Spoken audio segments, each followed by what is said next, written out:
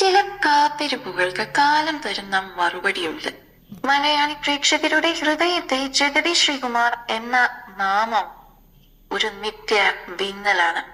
വർഷങ്ങൾക്ക് മുൻപ് വഴിയോരത്ത് പൊലിഞ്ഞുപോയ ആ ചിരി ഇതാ വീണ്ടും വെള്ളിത്തിരയിലേക്ക് മടങ്ങിയെത്തിയിരിക്കുന്നു. ഒരു വീഡിയോയിലൂടെ ഇരച്ചെത്തുന്നത് ഒരു രാജ്യത്തിന്റെ മുഴുവനും പ്രാർത്ഥനകളാണ്.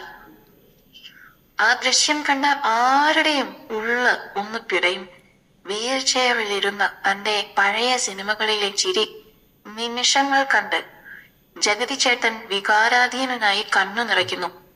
എന്നാൽ അവിടെ കഥ മാറുകയാണ്. ആ വീൽ ചെയറിന്റെ ചങ്ങലകൾ പൊട്ടിച്ച് തളർച്ചകളെ കാറ്റിൽ പറത്തി ചിരിയുടെ തമ്പുരാൻ പൂർണ്ണ ആരോഗ്യവാനായി എഴുന്നേറ്റ് നടക്കുന്നു.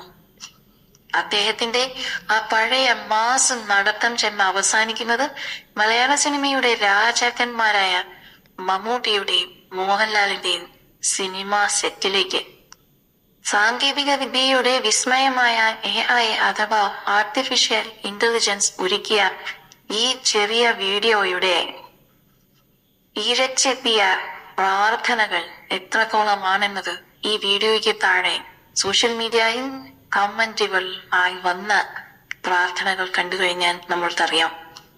സെൻ മീഡിയ ഈ വീഡിയോ പങ്കുവെച്ച നിമിഷം മുതൽ സോഷ്യൽ മീഡിയയിൽ ഒരു വലിയ വികാര തരംഗമാണ് ഉണ്ടായത്. മാസങ്ങൾ കഴിഞ്ഞിട്ടും ഈ ദൃശ്യങ്ങൾ ആരാധകരെ വീണ്ടും വീണ്ടും കരയിപ്പിക്കുന്നുണ്ട്. കേവലം ഒരു സാങ്കേതിക വിദ്യ എന്നതിലുപരി ഓരോ മലയാളിയും തങ്ങളുടെ പ്രാർത്ഥനകളിൽ ഇന്നും ഓർക്കുന്ന ആ അത്ഭുതകരമായ തിരിച്ചുവരവാണ് ഈ വീഡിയോയിൽ മുഴുനീളയും നിറഞ്ഞു നിൽക്കുന്നത്.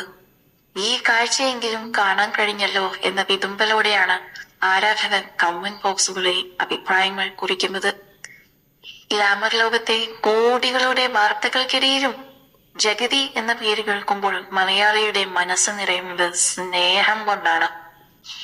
കാലവും സാങ്കേതിക വിദ്യയും ഇനിയും ഒരുപാട് മുന്നോട്ടു പോയേക്കാം. പക്ഷേ ജഗതിക്ക് പകരം ആ ചിരിയുടെ സിംഹാസനത്തെ പകരം വയ്ക്കാൻ മറ്റൊരു മുഖമില്ല.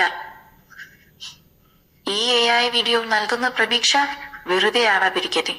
ഈ ഹാസ്യ സാമ്രാട്ട് കൂടുതൽ കരുത്തോടെ വീണ്ടും നമ്മളിലേക്ക് മടങ്ങി വരട്ടെ എന്ന് നമുക്ക് ആത്മാർത്ഥമായി പ്രാർത്ഥിക്കാം. പ്രിയപ്പെട്ട ജഗതി ചേട്ടന് ആദരവുകൾ അർപ്പിച്ചുകൊണ്ട് നിർത്തുന്നു. കൂടുതൽ സിനിമ, സീരിയൽ, സെലിബ്രിറ്റി വാർത്തകൾക്കായി ഞങ്ങളുടെ ഈ ചാനൽ ഇപ്പോൾ തന്നെ സബ്സ്ക്രൈബ് ചെയ്യുക, ഷെയർ ചെയ്യുക, ഫോളോ ചെയ്യുക, ലൈക്ക് ചെയ്യാൻ മറക്കരുതേ.